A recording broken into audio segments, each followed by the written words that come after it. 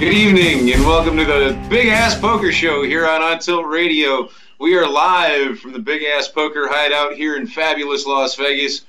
We are live tonight with Sly Poker Girl, Dr. Rudy, Vegas Angel, and our special guest tonight, the Duke of Fremont Street himself, has joined us for a great conversation. Ladies, take over. Gosh, what an honor to have you here tonight. Can you tell us who you are? Tell us who the Duke is. Well, I'm the Duke of Fremont Street. I'm a Las Vegas treasure hunter. I reside in Las Vegas. This is my home by choice. But I've had the privilege of traveling on 6 continents. And I haven't seen anything I like better. So I'm in Vegas by choice. Some people are in Vegas by necessity. I'm here by choice. Says he hates the desert, but this is where Las Vegas is, which is, I believe, the greatest city in the world. I love this city. I'm with you. It's my beloved Las Vegas. The only thing that would make it perfect if it were sitting maybe in the middle of the Amazon rainforest. Yeah, I mean, I could go for it on, maybe a river, maybe some trees. That would be nice, but some moisture. Beggars can't be choosers. This is a great city. We're founded on a lot of different values, and but not really lining up with the rest of the United States, but kind of brings us all together. We're all here. You're a poker player. That's one of the facets of the gem. I do play poker. I've played poker for more than 4 decades.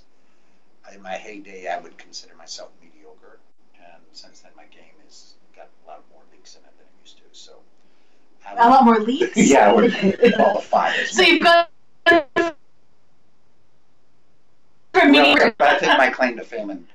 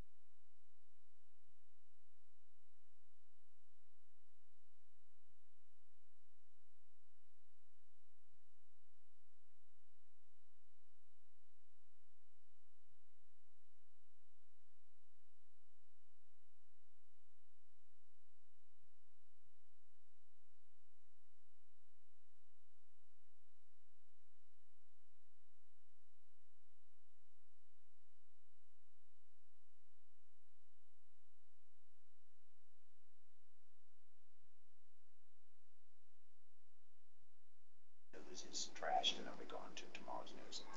So I'm swimming upstream when it comes to that. As far as the old poker world, downtown is, I gravitate towards downtown because it's the original old Vegas. That's where the series was originally, although I'm more of a cash player. So you like the Binions and the Golden Nugget? Yes, Golden Nugget is my favorite casino in Vegas right now, and I'm not paid to say that. I sincerely mean that. I like the feel of the downtown area and the Golden Nugget. I love it there. Before we moved here, a friend of mine had already lived here for a year. We went to the Strip, because that's where you go when you don't know anything else. And my friend said, go to Fremont Street. You'll love Fremont Street. Go to Fremont Street. I was like, okay, fine. We had nothing else to do. We were looking for rentals all over town. We went to Fremont Street, fell in love. Fell in love because I had no idea. I've never been to Vegas before.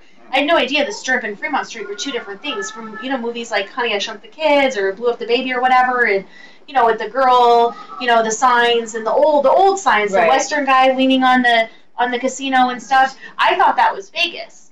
And when I came here, I realized, no, that's not Vegas. You go to Fremont Street, that's old Vegas, and I love old Vegas. I'm very attracted to the mob and what Vegas used to be, which I'm sure you might have been here long enough to kind of go through that. How long have you lived in? Well, I've lived here a couple of times. I lived here early in the 90s, and then I lived again. We came back in the late 90s, and I've been there ever since.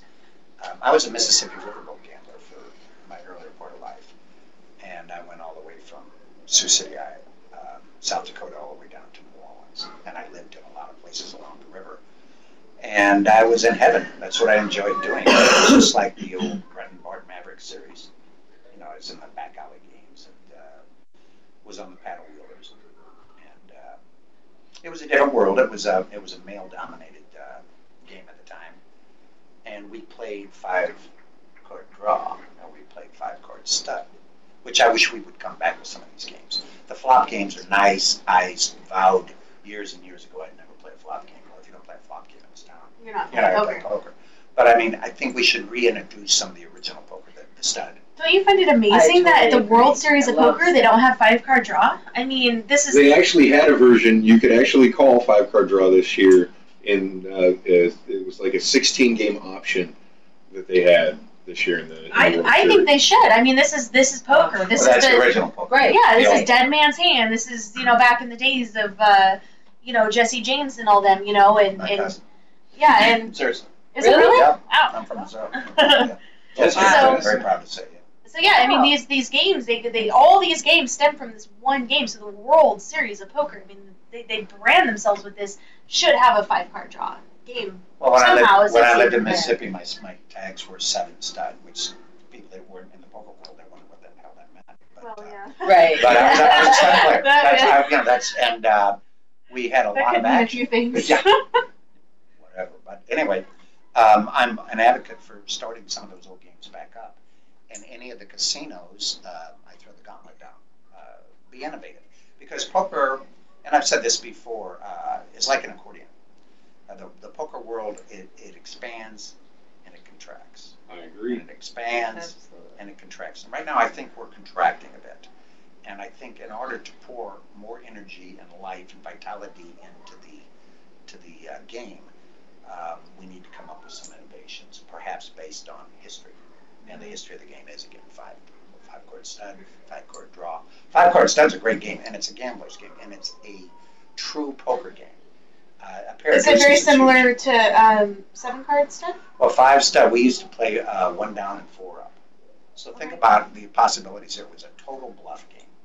There's only one mystery card. Oh. So, one time I had 3 jacks up down in, I was in Gulfport, Mississippi, and the guy had 4 spades up, and he ran me out of the hand because I knew he had the 5th spade. Well, my 3 jacks were worthless against his.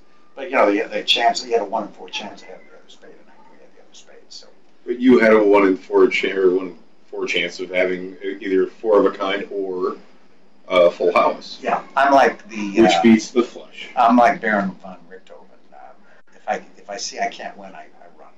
So I think Right. that's one of the reasons I avoid a fight that I can't win. So I think that's one of the reasons I've managed. Did he show you the hand? Did he show you that he had it, or not? I can't recall. I mean, I can't remember what I had for lunch yesterday, but that was a long time ago. But I once again, I've been in the game over 40 years. I've seen a lot of changes in the game. Generally, I see players come and go within 6 months to 2 years. They get married, they get divorced, they go to prison, they die, they get infirmed, they lose their job. Well, they so the lose fact their- that the 4 of us have stuck with it longer than 10 years is Yeah. pretty There we impressive, go. right? Yeah. So I started on the Mississippi River myself. I started at the Diamond Joe Casino in Dubuque, Iowa, the first riverboat I ever walked on. That's wonderful. But Those riverboats were great. always, and I've they're never still- been on they're one, still- but I've they're read still about going. Well, I made it a point to be on every one of them, and I went on the inaugural cruises. So the first one in the United States was the president, Davenport, Iowa. Yeah. And I was living in St. Louis, so I drove up for one cruise, and they held me over for 3 days because they liked the action. These guys were dealing; they just came right out of the cornfield. They didn't have a clue what was going on, and I mean, it was like taking candy from a baby. It was beautiful. don't you love games like that? Oh. Well, those games and those days are somewhat over. In other words, I hate to use the term. I think poker players are more skilled now. Well, there's no suckers left. Let's just put it that way. How long have you been wearing the suit? Virtually all my adult life. I was an entertainer in another day and another time. And it's so funny that you would ask about the suit because I'm adamant about people, presenting themselves in a more formal attire. And back in the day when we played music, I would always have a ruffled shirt or a velvet coat or riding boots or whatever. And then along comes the grunge and the Rolling Stones and that sort of thing. And I think that contributed to the decline of fashion in the United States. Oh, we're so Women lazy. musicians. Well, So you're, classic, look at this. lazy. You're paying a lot of money to go see a band. And say you're dressed up with your date and you're looking at a bunch of guys in white beater t-shirts and you're thinking, why am I paying to see? So everybody dresses down. They mimic that behavior. And the one I blame more than anybody for the fashion decline, which is what I call in the United States, is the women. The women have allowed the men. When I was a young man, a man wouldn't even consider going out. Rudy loves it. He's like, yes, women are to blame for everything. Well, no, but a woman. No, start over with this. A woman I'm sorry. in the old days would say, I'm not going to be seen with you like that. Today, it's, I've seen some remarkable, beautiful ladies that are with guys that look like they just came out of a coal mine in West Virginia or something. Yeah. So they're allowing men to slack off in the way they dress. They've lost their direction. Well, the women, men take orders from women. It's the way it is. I do. I'll admit that. So if women find that appealing, I'm going to go for what the women find appealing. Now, there's a certain segment of the women that still appreciate the traditional dress. I've had people come up and say, nice costume. I said, are you referring to my clothes? And because at one point, every man wore a fedora. Every man wore spats. Yes. Men wore the pocket watch, which was a status symbol. I wear them because it's part of our history and heritage and culture. But enough about the fashion. We didn't come here to talk just fashion. But one thing I didn't say about men, and no offense to anybody out there, I think most of them dress like 7-year-olds, and the bar is set so low.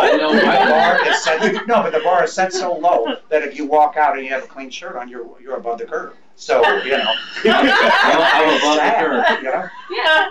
But we're living in a society where you walk into a restaurant. What's the first thing they say? Please put your clothes on, put your shoes on, or we're not going to serve you. Or put your shirt on. Right. I mean, I guarantee you, 50 years ago, you didn't have to tell people to put their clothes on. Oh, you mean no shoes? No shoes, no shirt. How silly is that?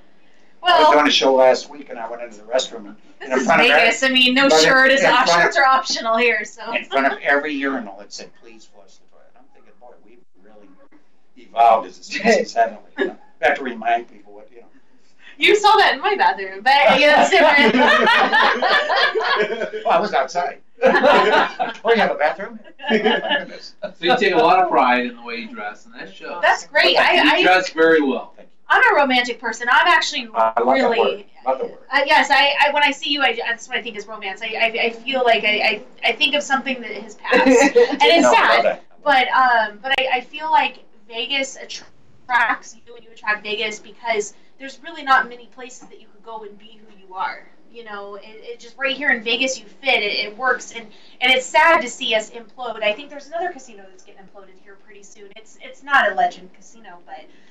Something about it is structurally wrong. You were telling me. Oh yeah, Percy said so. Yeah, it's getting imploded. Part of Vegas though is the implosions, because when you think back and you think we're moving forward and we're building something bigger, something better. I mean that is Vegas, but you're right in the way that there's no preservation of the actual history here. Which I think was what Fremont Street tried to do.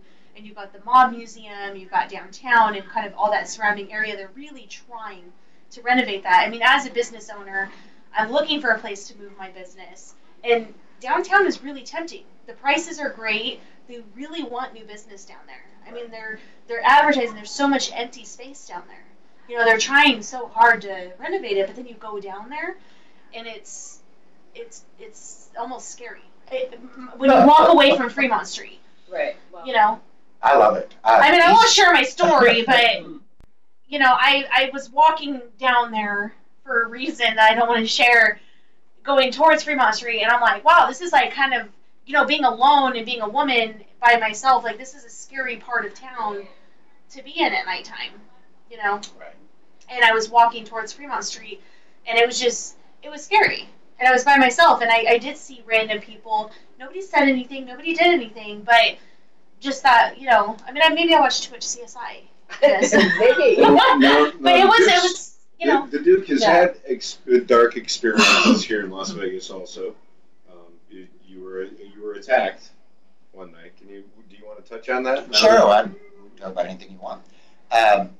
It's ironic. A few years ago, somebody asked me. They said, "Duke, where do you picture yourself in 10 years?" And I flippantly said, "I picture myself laying on my back on Fremont Street, spitting up blood." And that's. But in my mind, I felt something like that was going to happen. You put it out in the universe, it usually does. Anyway, I was doing a gold deal. I deal in precious metals. I'm a treasure hunter, and I'm also a collector and a patron of fine things. Anyway, I was dealing with some people I dealt with before, and they set me up to rob me, kidnap me, and murder me. And they succeeded in most of that. They didn't murder me, but they came very close. And I'm very fortunate just to be sitting here and constructing a simple sentence because I had a lot of physical damage done to me that day. I was kidnapped, tortured, hogtied, and was going to be butchered up. Kind of like you see in these Goodfellas movies. I was the guy in the trunk. Well, why? Why would these people want to do this? Well, a dead man tells no tales. You know, they robbed me for $137,000 in cash, Wow. some gold, a couple of guns, and the only reason they managed to get away with this is because I had dealt with one of the people before, and they set me up. They ambushed me and set me up. When somebody says, "Oh, you were rolled" or whatever, no, when you stumble out of a casino at 2 a.m., half drunk, and somebody hits you over the head, that's rolled. If you're doing a transaction that's $100,000+, and someone willingly is going to put you in duffel bags, that's not being rolled. That's being, that's being set up. Set up. Yeah. So, anyway, I survived that and lived to tell the tale. And I was always cautious and paranoid prior to that, but now I'm even more so cautious and paranoid. That sounds crazy. It's actually happened. Years ago, I was driving. This was 1976. I'm a guy. And I bought a brand new Spitfire, which was a British Leyland product, red, white, blue. And I'm driving this thing and having the time of my life with it. It was like a little miniature Jaguar. And one night I'm doing like 100 miles an hour and the thing goes up. It's like you see a car catches fire, blah, blah, blah. So to make a long story short, I pull up to a gas station, of all places. I got this flaming ball going, and they're going like this. And I didn't know what else I was hitting. So, let's, no. But anyway, I found out a couple of years after that from someone I'd known that was an intentional attempt on my life. That was a bomb in the engine? There was, they Mickeyed the engine or messed with the engine to make that happen, and it was somebody that had a grudge against me over some personal items. Actually, he was jealous of me. He was married, and I had dated his wife prior to them getting married. Well, he was insanely jealous, and I found that out from his wife, and obviously that's years and years ago. But it's so ironic that you're driving and you're minding your own business, and you have no idea that people are out to get you. So, am I paranoid? No, I'm a realist. If you have something, people want it. Absolutely. If you have a beautiful wife, someone covets your wife. You got a girlfriend. One of your buddies is always trying to make time with a girlfriend. Have you ever had a job? Somebody's always going to try to take your job. Money in the bank? Huh. People finagle and try to figure out how to get it. Including the government. This is almost as treacherous. Almost as treacherous as a 1-2 poker game. Yeah. Same difference. Oh, 1-2 is the worst. I live there. That's my favorite game. 1-2, huh? Yeah, Well, you like 1-2 at the Nugget. I like 1-2 at the Nugget because they have no cap on the game. So what do you buy in for? Anywhere from $250,000 down to, 5,000 or 6,000. So you sit down on a 1-2 no limit game where most people buy in for 3, maybe 1,000 max, right? For the most part, and you buy in for almost $250,000. As Dickens would say, they're pecuniary vicissitudes on my problem. What does that do when you bust out that many stacks of $100 bills? What does that do to the morale of the table? I don't buy in it for. I used to carry huge wads around, but it is ludicrous because, as you say, most people don't buy it. Right. Very much money. But they'll say, well, this is a 1-2 game, and I say, no, you stand corrected. This is a no limit game. This is one of the only games in Las Vegas that isn't Manny poker. I consider a 1-2 any. That's just the ante, honey. No, but That's just the blind. any flop game that's no limit that has a limited buy-in to me is not. It has a no limit structure, but it's a limit game. It's limited by the fact that you can. So is that why you're drawn to? Is that part of the reason why you're drawn to the Golden Nugget? Because they don't have a cap. That's one of the reasons. Bingham's is the same. They put the cap on the game for a while and ruined their game. They took it off. Okay. And then they took it back off. So say you come in and you sit down with 50,000. What does that do to the morale of the other players? You know how that one guy at the table has about 3,000 or 4,000 in front of him. He's feeling real good, real good about himself, kind of cocky. When you come down and you sit with $60,000, $50,000, what does that do to that guy? I've been at the table. I've seen the violin case. Yeah. How do you? Explain to us how you sit down at the table, because that can be intimidating. It can be. I would be like, I'm gone. What am I? No, honestly, I wouldn't. I would try to take as much as that as I could. But most people say that's not in play anyway, and they're pretty much true. I never really gamble with my money. I've gambled a lot with my life, but not with my money. I mean, so if I'm in that hand, it's I play. It's legendary. I'm a legendary nut player. I've got to have the nuts, or I'm not going to push it all in.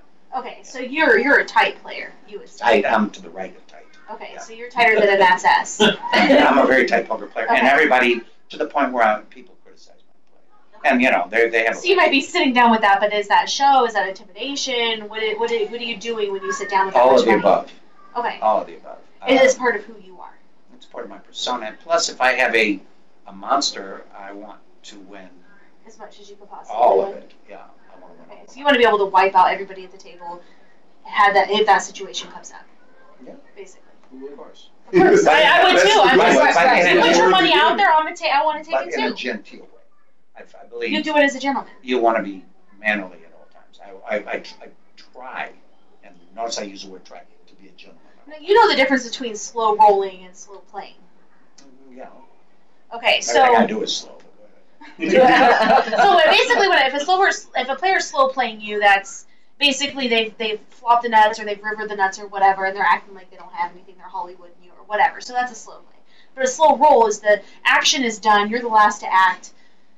The bet's done, and it's now up to you. Like their chips are all committed, and you're gonna act like you lost, but you actually won, which is the slow roll.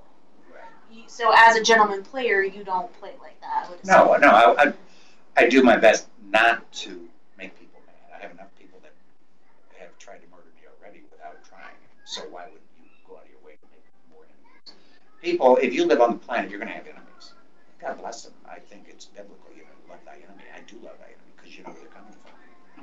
I don't like the people that are deceptive. And obviously, poker is based on deception. Mm-hmm. That's why I'm not a very good poker player, because I'm not very deceptive. I'm a straight shooter. Always has that. So if I would rate my play, I don't think that's a bad thing on a poker table. No, it's not. It's a game based on deception. But if I would rate my poker playing, I would say I'm mediocre at best, and my drawing power is like non-existent. I've been on a slump for 5 years. Most people haven't played 5 years. I've been on a slump for 5. But you love the game. You love the game. I do. I like the interaction. To me, a poker table is a microcosm of the universe. At any given time, you're sitting down with a guy from Delhi, India. The next guy's from Kenya, Africa. The next woman is from LA. And they're rich and they're poor. Some of them. Precisely. Yeah. It's a microcosm. Yeah. And people, we interact. And, some people get annoyed if there's too much chatter. To me, chatter is one of the most important parts of the game. Otherwise, I'd stay home and play online. And I'm not an online player. I just never have been. I like the social interaction. I like the challenge. And, to me, these big multi-million-dollar buildings they call a casino are nothing but a facade to hold a poker room. Everything else in there, unless they have a decent restaurant, most of the restaurants I eat in this town are off the strip. If you want to know where to dine, ask the Duke. I will ask the Duke. So how did you get your name? Where did that come from? Well, that's a great question. That is a great question. Years ago, I was at I'm not going to mention the name because I was at one of the strip joints. And one of my buddies, I was having a birthday party because it was fashionable for a part of our persona to hang out in strip joints, So, what do we call them? Gentlemen's club? Okay, we'll call it a gentlemen's club. Well, I was having a birthday party. You mean a strip club? Yeah, strip club.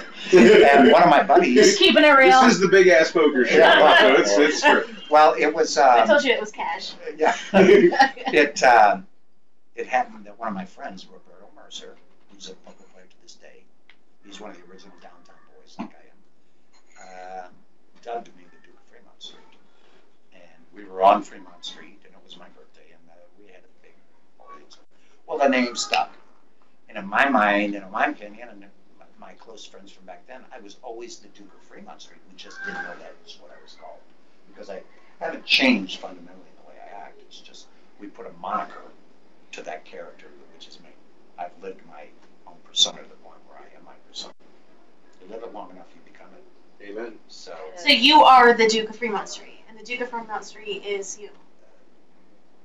Yeah. It's just, that's it. You're one person now. And you will live on. Well, I hope so. Well, one thing about Vegas, Vegas is legendary. I mean, like, I love Vegas for the fact that, like, you could be nobody and then you can turn into and be somebody huge. And you'll never be rich. You know, but you'll somehow, like, make an impression on this city. Like, you know, it just amazes me. It blows me away. You know? Well, yeah, Vegas is, as you mentioned earlier, it's, you know, I couldn't pull off my persona in Chillicothe, Missouri. It's just not going to happen. You know, you have to have a cosmopolitan, a world-class city, which Vegas is, that has, we have an influx of, what, 40 million people a year from all over the planet? I mean, where else on the planet can you say that? And people come here to have a good time. So it works for me. I have a few, Vegas is not heaven on earth, and I have a few, you know, personal suggestions on how to make it even better. But let's hear them. Absolutely. Well, one, I would, and I've been quoted with this before, I think we need a light rail system desperately. The monorail, which we have, is a joke.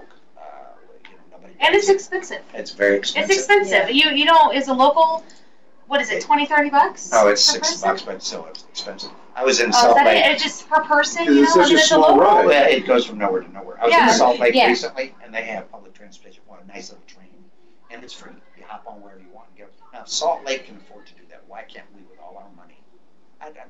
I'd make like a trolley car system or something. Make it also another tourist attraction. Yeah. Another thing, I would limit the influx of children in casinos. I think they have no business in casinos. I agree. Period. I would, if I owned a casino in this town, which I don't have that kind of ambition or time left, I would not allow children on that. I honestly agree that children should not be allowed in casinos, like on the gaming floor. However, separate entrances to restaurants would be somewhat acceptable to those restaurants that would want However, that, you know? could you imagine a casino, somebody having enough moxie in this town to say, okay, this property, you have to be 21 to get on this property? There is a property in Reno like that. Yeah. Well, I would. Children are not allowed. Nobody under 21 is allowed even on inside the casino. You can't even. They have the Which one? 99-cent fried Twinkies. Which one is that?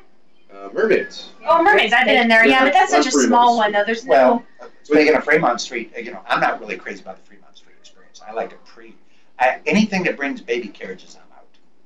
And as far as seedy, I don't have a problem with seedy. I'm no choir boy. I've never been a choir boy, and I don't have any pretense of that. Doesn't mean I'm a felon, but it doesn't mean that I necessarily want to be Ozzy and Harriet. So anything that keeps in an adult world works for me. We have enough Disney Worlds and Disneylands to suit everybody as far as I'm concerned. So I would like to keep Vegas more. Children, to me, in a casino just wear out carpet. They have no business in it whatsoever. That's all their whole goal is to wear out carpet. Well, I mean, to raise children in Vegas is, you know, as long as you're not raising them on the Strip, which none of us are, because I do live in Vegas. I do have a child. I live here. Right. You know, but I'm in the suburbs. I'm not on the Strip. And I did take my son to the Strip once. And thought, okay, that's not going to happen again. Because my son is young. He's only 7. I think when we took him down there, he was 6. And there's a lot of people passing out, you know, booty and titty vouchers. And then they're on the floor. And then there's, you know, all this stuff going on down there. Billboards. The driving billboards, you know. And I'm like, you know what? I don't expect Vegas to change. I'm not going to come down, bring my son to Vegas, and say, oh, my God, this is inappropriate. I'm going to say, wow, I should not have brought you down here. You know, this is not a place for children. So, therefore, I don't bring my son to the Strip. I now raise him in the suburbs. Right. When he's old enough to go to the Strip, he may choose to do so. I find Vegas no place that you cannot raise a kid. There's so many people, I would never raise a kid in Vegas. When you're out here, it's far away from the Strip. We're like 4 or 5 miles away from the Strip. You don't see any of that out here. Right. My life is all out here. It's very suburby, very the same as any other city. Right. You know, I'm not raising him on the Strip or on Fremont Street. You know what I mean? So that's different to me. But then at the same time, like, I know that he's going to hit 21 or 18 or whatever, and that temptation will be there. But Vegas isn't going anywhere. Right. I could be 6 hours away, and it's still going to be here. You know, so for me, it's, you know, I'm okay with raising my son here. But I totally agree with you, because how horrible is it? And you guys know, because we've all played poker at the Stratosphere, and we're right next to those damn elevators, okay? And you're in the poker room next to the elevators, and you hear a screaming baby when you're trying to play poker. You know what I'm talking about. You know what I'm talking about. Walking with and I'm like, shut that baby up. And I've got a baby. Shut it up. You know, it's not, I agree. Casinos are not the place for kids. It's horrible. Or that kid that wants to throw a fit on the way to, you know, wherever. And I'm like, really? You know, and then they want you to, you know, I get it. I see what you're saying. I understand why parents do what they do because casinos allow it. And they encourage it because some casinos, like the Orleans. They were trying for a long time. Well, the Orleans has the daycare in the casino where you drop your kid off in the casino and they play and then you go downstairs and gamble. Most station casinos have a Kids Quest where you sign the kid in and it's $8 an hour, and I've used it. I've used it too. I've used it in California in the Indian casinos. Well, to change it up, another thing that I'm not too crazy about with the casinos is that I'm old enough to recall when I walk into a casino, I was treated like a king or a duke. I mean, I was treated like royalty, and there was no such thing as a player's card. Today, if you are willing to give up your social security card and all your vital information, you might get a cheese sandwich out of somebody. That doesn't work for me. When I sit down at a table, they say, do you have a player's card? My first reaction is, I did not pass the background check. I don't want a player's card unless I absolutely have to have one. You have to have one to play in the series. Which, to me, that whole concept of the player's card is invasion of my privacy. You know, because it tracks the amount of money that you're spending. I'm a public figure, and we all are, but my private life and my public life, I don't want to be tracked like an animal, and that's exactly what they're doing. They're tracking. No, you're right, because what are you worth? How much have you spent? Yeah, and everything's based on that, and it's impersonal. Back in the old days, you know, they just would treat you like that automatically. I mean, I recall in Tunica, which is on the Gulf Coast, I'd go down to Binion's there, or no, whatever they call it, the Horseshoe, and I'd come in from, say, New Orleans or whatever. It'd say, first thing we want you to do is don't gamble. We know you're tired. How many people did you bring with? Let's get everybody rooms. Here's a limo at your disposal, blah, blah, blah. They would treat you that way with no questions asked. Today, to get that kind of treatment, you have to be basically a whale. And you have to. And I'm not saying you need to mooch off anybody. The last thing I want to do in my life is ask anybody for anything. I don't believe it. You shouldn't have to ask. Well, you shouldn't have to ask. No, you shouldn't have to ask. And I've never changed up my game as far as the way I treat the personnel. One of the reasons I think I'm liked by some anyway is that I try to make sure that I give the old biggest handshake as many times as possible. Don't give somebody an empty hand. Make sure you've always got something in them, whether it's floor. Everybody likes to get compensated. So in the old days, we always took care of everybody. The old Vegas handshake would be putting money in the hand, and then my hand. Okay, cool. And we transfer, and it's very discreet. And now you actually have your own form of money. You can transfer that in. And me and all the dead Roman emperors. Well, let me show the audience, if you don't mind. Can I see the coin? Let's see if I can dig it out. I had deep pockets here. So the Duke has created his own coin made out of pure silver, and he sells them at the different gun shows that you go to. Gun shows and gold and silver shows here in Las Vegas. It's not even going to give it justice, but you can see it. Completely mirrored. You can see the connect. That's actually a caricature of me that was created by Christina. Show him the backside too, because it's him holding a machine gun. That caricature is for a poker tournament that I host, which is coming up, which I would love to talk about. You know, you're fascinating to me. Oh, like you fascinate me. I really like the way. There's the old car with the man in the. Isn't he with that car is actually parked in your driveway right now. Yeah, that car is parked in the driveway right now. 1936 and that's a 1927 Thompson. I lived in Reno for 4 years. 1927 Thompson. My favorite event in Reno is Hot August Nights. I have a passion for cars. My grandpa is a car collector. That's very nice. But he's not a today car collector. He's a classic car collector. He collects Model Ts, Model A's. I mean, he had the very first Thunderbird ever, you know, and he's original. You don't soup it up. It's not a roadster. It's original. Everything he has is OG, you know? Now, me, being a younger generation than him, I'm more of the muscle car era. Like, I love the muscle cars, so I kind of lean towards, like, the 60s and 70s, you know, Chevelles and, you know, Camaros and stuff like that, the T-Birds. You know, but we have that love for, you know, the vehicles. But you know what, a 1930-something Rolls Royce every day is going to just send me into a loop. Because I'm a huge fan of that. Because that car is so sexy. Well, the late 30s to me was the golden. Well, era. you remind me of Dick Tracy. Well, I mean, when I think of you, I think like you're driving. Like I don't know if you're the cop or the Maybe criminal that's yet. I something. haven't figured that out. But I just Right, think it's real great. I think I see the real small. You know, I'm talking about with the small windows and the Sure. big doors. You know, and I think that's So for it's some like- reason. Yeah, so like you could shoot somebody and it doesn't go right through or something. But They are bulletproof, these cars. yeah, you know what I'm talking about with the big Yeah. doors, the small windows. Yeah. Dick Tracy all the way. You know, but I love that era. I'm huge on that era. You know. I have a lot of Italian in me, so I think like part of me like kind of grasped onto that old mobster, that old, it's like romantic, you know, and it just there's You something keep about using it. that word, and I love that word. It's one of my favorite words. I love that word romantic. too. It's to me, poker's romantic.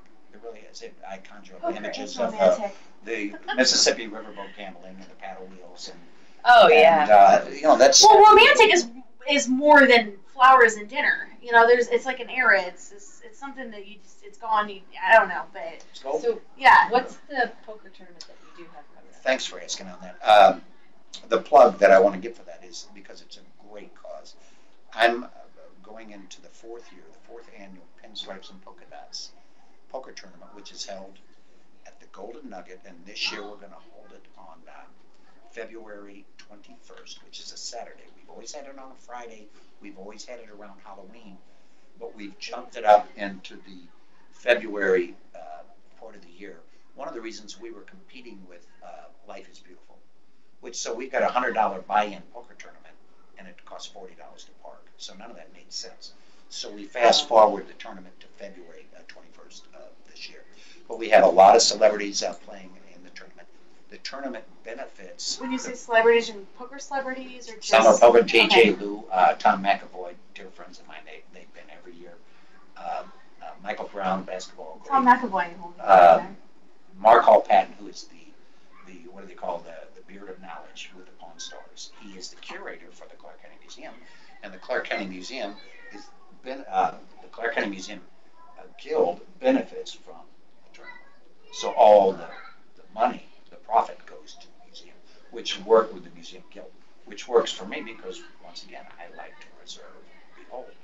And if you haven't been to the Clark County Museum, which is down the Boulder Highway, it's 33 acres or so and lots of buildings, and it shows all the culture, heritage, history of Southern Nevada, in particular Las Vegas. It's really a neat day trip to take your children or whatever, and we see where we've come from. That sounds fun. It is. Sounds It's a fun. neat trip. People down there really, really nice. It's a bargain. It costs almost nothing to go in. I'm a member of the guild itself, so I say if you're going to walk the walk, talk the talk. So I'm actually got on board. They asked if I would be the host when it first started, and I'm the one who suggested it. They wanted a fundraiser for the Museum Guild, and I thought the poker tournament was an ideal way to do No, it. that's perfect. It's fun. Yeah. And we have a blast. So the buy-in's going to be $100. $100, and there is bounties. There's a bounty on my head. There's a bounty on all this. So you're going to be first. It's not a bounty tournament, but there's bounties Yeah, in bounties the on- tournament. on- Okay. Certain people. So how much if I knock you out? I don't know. It Oh, varies. you I don't think know yet. last year it was a gold coin, if I'm not mistaken. Every year Oh, it changes, very which is kind nice. of cool. This year, you never know. I may contribute. Don't hold me to this. Let's see how we're working. But I may contribute something along those lines. So, but it's just a fun tournament, and we were around the Halloween, right before Halloween so it was everybody kind of dressed up. I still dress up. Right. You know, Well, it's- it's just a week after Valentine's Day anyway. Bingo. Let's So, do it. Sounds very fun. nice. Yeah. Yeah. The big What ass kind of poker turnouts team are you will be expecting there. for this? Well, hopefully this will be the biggest we've ever had. We've always had quite a few people, but not thousands. We've had 100 plus, say. But I would love to have this grow, and once again, it's a worthy cause. Well, let's keep in touch. You let us know. We run every week. We can remind our viewers. Yeah, because and a lot of the people that are in the tournament you'll know. And everybody has a blast. I mean, it's $100 buy-in, so it's a dunk fest at Pastor. I mean, it's a lot of fun. Did you say Dunk Fest? It's a dog. That's My kind of our kind of I love Dunk Fest. I'm in. I actually loosen up and play. I use that word. Let's see, our Tuesday night shows, I play we play poker with our audience, and I try not to play too much Hold'em. We've actually this last couple months we've been playing the 8 game, which is on PokerStars. It is an online game, That's scary. but it's better to play different games so that you learn different things from different games, like Deuce to 7, low ball, and Omaha, and the other flop games with 7 stud, Well, here's the 7 thing. stud high low. Texas Hold'em is the most popular game on the planet. So any edge you can get in another flop game makes you better at Texas Hold'em. Right. You know, because I mean, Texas right Hold'em now, has only been popular for the last 11 years. well, that's where it is right now. That's where you're going to be like. That's where you're going to make most of your money right now. That might change, but I'm saying like when you play, If it changed back to 7 stud, there would be a lot of broke poker players. there would be out there. oh my god, I would be I so love happy. 7 stud. I'm horrible at it. Well, I'm not Like saying it should replace Texas Hold'em, but I think we should have more options. Well, yeah, but don't you agree that any other flop game makes you a better Texas Hold'em player? Well, yeah, I love Omaha, but I haven't played it in years because I equate my Omaha playing to craps. You know, I think I beat it 8 out of 10 sessions and break even. So, you know, when I take a beat, I take a real beat. Yeah. High low, I love. It's just fun, and I get trapped on high, and I get trapped on high low is every- my Have you ever favorite. played the 4-8 high game over at Boulder Station? No, I've heard about it. I have. Oh, that's a great game. I have a friend of mine that bought in for like 100 or 200 or whatever it was, and cashed out for like a couple grand. I mean, Yeah. it's unbelievable. And there's people that are sitting there that have $4,000 or $5,000 Wow. in front of them. Are you talking about the high low? No, it's straight high. Oh, just high. Okay. Straight high. Omaha is 4-8 with See, a that's why I half love kill. high low because I always play for low. That's my favorite way to play. Omaha is for low. And I don't believe there's a cap on the game. Oh, that's cool. I don't believe there's a cap on the game. There's a min buy of $40, which that's what a lot of players go in with, but they have $500 in their pocket and they're just waiting to hit one pot so that they can build up. Well, It's I've played fun. the big flop or the big blind games. I don't like them. You know, the 10-20 at the Bellagio and that sort of thing. I love the 1-2. I like 1-2 much better than 1-3 because since I play so few hands, it costs me that much less to sit there and enjoy the game. Well, so what do you do for a living? What do you do? What do you do? That's like asking you what I do. But I would like to know because the government wants to know what I do, and you know, I want to check all the above. But what do you check? Well, I wear a lot of hats. And I mentioned earlier my moniker is the Duke of Fremont Street, Las Vegas treasure hunter. I literally, Is that your trademark? that's my trademark name is the Duke of Fremont Street. Okay. I've traveled 6 continents. I'm an adventurer, an explorer, a treasure hunter. And I've had the privilege of going into the deepest, darkest parts of the planet that no one, you see it on Discovery Channel or whatever.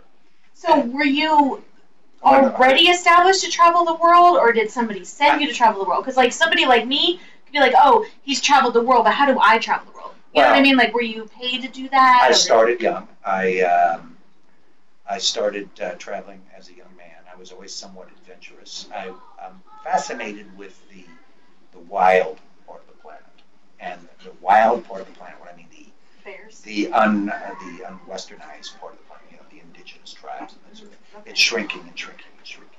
Believe it or not, in the 21st century we're in, there's areas of the planet that are unexplored. I returned recently from Papua New Guinea. 80% of Papua New Guinea has never been explored. Now, that's unbelievable in That today's is time. unbelievable. And it's just as primitive and as crude as you can imagine. There's no electricity, there's no roads, there's no water, and the people are Tell him just keep it the way it is. that precise. Don't even. You know, this is controversial, but I'm anti-missionary. I've been a lot of the places where the missionaries are. and Trying that's to like help. Well, they take a noble person that makes a living with a blowgun or a spear, and he feeds his family and has for 10,000 years doing that. And he's the top of the food chain. And missionaries, in my opinion, take some of those guys and really confuse them. They let them know that they're doing everything wrong, they're worshiping the wrong deity. They're naked, so they tell them how bad they are, and they turn these people into drug addicts and alcoholics. You know, they're lost. They went from the noble top of the food chain to have totally lost soul. So what I try to do when I travel into these places, some of the most remote places ever, is leave absolutely no footprint. What do you wear? I wear safari gear. Okay, so you don't wear this. No. when I'm dining with cannibals, I don't want to, dress myself up too much. So the bottom line, They're not cannibals. yeah, they are. Really? Yeah, they're headhunters. Oh Well, my either goodness. or. Usually they're not the same. But no, I've hunted with a blowgun and done all the things that you're supposed to do when you get out there. I love it. I'd say. And the neat thing is, when I leave Vegas, I like you. well, thank you. But I don't go into Berlin or Paris. I may go through there en route to Botswana, the Okavango Delta, or whatever. I've looked for the crystal skull down. I have no idea what you just said. The crystal I saw skull. that on Indiana Jones. Okay. Yeah, I've actually searched for that crystal skull. Did you? Yeah. Really? Yeah. Wow. And where it was found is down by Punta Gorda, which is down on the Guatemala, Hi. border. And then I've traveled down in all of Central Where are America. your some- parents? Well, the family that I have left, I have some in Europe. I have some back east. My mother is unfortunate. I'm still in my mother. My father passed years ago. And my mother still lives in the house I grew up in. What nationality are you? It's funny. I'm a really strong member of the Italian American Club Oh, here me too. in Vegas. Okay. I mean, I'm a card-carrying member. But I was adopted by the Italian Americans. I love the Italian Americans because I'm. My mom's Italian. Well, I love my family name, but I'm common as dirt. I'm a mutt. I'm an American mutt. Well, who isn't? I'm a, what do you call it, multi-pot guy. You know what I mean? God only knows what ethnic backgrounds are in there. But so I'm a bit pretentious. Anyone who walks around and calls themselves the Duke, he's got to have a little pretension. Well, this man It's hard to is pull off Native once in a while. American. He's Arizona Apache, Oh, which is really interesting. you're an Apache? Pasquale Yuki. Well, I love that. I was a sculptor. I did that for 30 years of my life. And Of course he did. And I know it sounds. Wow. Yeah. She loves sculptures. But the reason I bring that up, one of my prized sculpts was Geronimo, and because I admire the Apaches because they defied the feds. For so long, yeah. 50 Apaches. The last to go down. They held 5,000 regular army for years and invaded them. And Geronimo, there's some classic prints. That's why I appreciate the little coin that was done because I hired a sculptor, Eugene Dobb, who's got stuff hanging in the White House right now. But I don't do that anymore because I got older and it's a young man's game. But that was one of my finest sculpts was the Geronimo. So it's amazing. Yeah, and I admire these guys. And, it He's was Pasquale Yuki, which is fascinating. what I was going to say was a terrible seller because the Apache got a bad rap with the press. In other words, if I'm selling some other item, I did military miniatures. That's what I sculpted. I studied military history for all my adult life. The Apache Wars was very unpopular. So, you're not going to sell many of those items. It's just not going to happen. Wow. But in the history of it, Apaches were one of the last nations to fight against the fence. So it's kind of cool that, his family's like Arizona, like me being, Heinz 57, just like you, like I have a lot of Italian in me, but I've got all this other stuff, like we all do, but it's neat to have somebody that just has like that one. Well, I'm a member of the Sons of Confederate Veterans. I'm not active right now because both my parents fought for the South. I'm proud to say it. I'm an old WASP, and I'm proud of my heritage. And generally, old WASP like me can't express their heritage because somebody considers you either a racist or a bigot or whatever. I'm white and damn proud of it. And both sides of my family fought for the South. They fought for what they believed in at the time. And I'm proud of it. My great-great-grandfather was Black Jim Wall. He had his own town. My great-great-grandfather on my mother's side had his own town. So one side was a plantation. The other side was more like Josie Wales. If you've ever seen that old Clint Eastwood movie. That's the way these people. That's my father's side of the family. They were like the Josie Wales type. So they were the renegades. And I asked Grandpa, I said, is it true that Jesse and Frank, which are the James boys, would hide out here in Missouri? And he said there was absolutely no truth in it. The family would fight over who gets to have Sunday dinner with the James boys because they were heroes, because they were taking on the feds. Now, I'm not all for revolution. I'm a flag waver. My baby boy's at E6 in the U.S. Army right now, so I'm all about this country and keeping it solid. But I feel that everybody has a right to their heritage. Everybody has a right to their history. And I'm not going to allow anybody to trash mine. So, I'm not upset. And I'm Very good, yeah. Wholeheartedly. Absolutely. Absolutely. There's a lot of things going on in this world right now. Well, I was raised about 3 miles from Ferguson, Missouri. So, Oh Lord, listen. yeah, my mother's still there. My mother's still there. Are you serious? No, I'm dead serious. And she's terrified. Absolutely terrified. I bet she is. They actually, a lot of the business owners there recently took up arms. Last night they were standing in front of their Protecting stores. their And that's a novel idea, isn't it? Yeah. Since I'm an advocate for the Second Amendment, I'm on 30 billboards with a machine gun. So. What do you... Well, machine guns are automatics, You got 5 right? minutes if you want to dig into this. Oh, only 5, Oh. darn it. Go ahead, Well, Angel. first, I want to know, how do I order a coin, or how do you, like, you sell them? So. Well, I'm one of the easiest people in the world to find. I'm Yes. at Duke of Fremont Street. My website is thedukeoffremontstreet.com. On Facebook, I'm the Duke of Fremont Street. On Twitter, I'm the Duke of Fremont Street. Even on Facebook and Twitter and all these social media events, I'm in every poker room in town. Yeah. I blare my phone number out there. I mean, I'm easy to find. And I'll talk to anybody, and I'm proud to talk to them. So I don't have a brick and mortar store, don't want one. I like my freedom. So you just contact you and say, hey, I want a coin. I want a couple thousand of these. So if somebody wanted to, Yeah. to play poker with you or find you out, what does a normal day look like? Do you go play every day now? Not as much as I used to, because I do shows almost every weekend. Yeah, what? I do shows. I'm the poster child for one of the major gun shows. When I say poster child, I'm literally on the billboards of the gun show. So I'm the image for that show. So obviously I want to be at the shows. And then I do coin shows, and I do travel. I try to get as much poker as possible. In fact, I'm going to lay the gauntlet down to all you live people. I'm going to be at the Nugget tonight. Normally I don't announce where I'm going, Oh, very because that's a nice. good way to get ambushed again. Right. But, if you want to come down and get a piece of this, come on, let's do it. It's going to be at the Nugget tonight. Yeah, I think I'm going to go to the Nugget from here and just see what's going on down there. And then later on tonight, guess what? Tomorrow's Thanksgiving, one of my favorite holidays. What are you doing for Thanksgiving? I'm cooking. I love to cook. Do you? I love You should come over here. All put together. Our Thanksgiving is rapidly growing, so you might as well I'm join. a bachelor. I'm going to cook 24 pounds. Which means a lot. That's a huge turkey. It's a huge Oh yeah, burger. that's huge. And then I make my own dressing, and I make my own, gravy. I So love who are it. you celebrating with? Well, People. yeah, people be by. Okay. And you I got people. Well, hey, Yes, Duke, I do. if you ever come up and you're lonely, we're here. Yeah. We got a lot of kids. We got a lot of alcohol. We Well, got I make football. a mean marinara sauce, I will tell you. I'm making a mean green bean casserole. I'm going to have a green bean casserole, too. So, Yeah, we'll compare. Then you guys come over. you know, I got mine. get a some deck pepper of soup. cards. This it's going to break out into a poker game in a minute. Oh, it has to. It has to.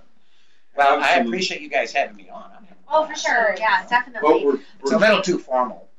Good. Oh, I just wanted to tell you a little bit about us, if I have a couple minutes. Please. We are the Big Ass Poker Team. I know that's not dapper, but we're not dapper. But yes, this is the Big Ass Poker Team. We play poker as professionals. We play together. We have a lot of fun. We sell T-shirts and hoodies and hats and stuff like that. I'd love to give you one. I'm sure you won't wear it because your style doesn't, I have to coordinate portray, with Nora. somehow, but I'd love to give you something that you might be able to, and it might not be a shirt or something, but we'll figure it out for you, and we'd love to have you back on the show again sometime. I would love to be I on the had a show. blast. And I've enjoyed you. I didn't even ask the viewers if they had any questions, and I'm sure they did. I've been watching. They're still in awe. They love you. I mean, it's romantic. It really is, and that is a great word. They because love it a is guy romantic. that's not afraid to show his match set of genuine Tommy guns. Yeah, I mean, If you this see is in them Las on- Vegas. This This is is the talk old about- West. Now, I won't use the word romance, but I say Tommy guns are sexy. They're the sexiest. Yeah. I love the word sexy. They're sexy. I say bellies are sexy. I feel the same way. I'm going to go out and check out the car. I'm going to walk you out. Oh, your car is sexy. I only have to see it to know it's sexy. It's a 1930 what? It's sexy. 36 Nissan. Yeah, it's sexy. Most I people, don't. that's on the sound. They stopped making 40. No, it's I've never sexy. heard of it. It's sexy. But I will say, when he came to the 1930 door, and something equals sexy. I mean, just imagine, ladies, if you will, for a minute, answering the door, and I got to look. I mean, he's standing there all just handsome. Well, you should and- kind of maybe stand Yeah. up and show everybody what you got. Well, I don't know how to. I could be in the right spot. Not the wrong spot. Oh, you need a good angle.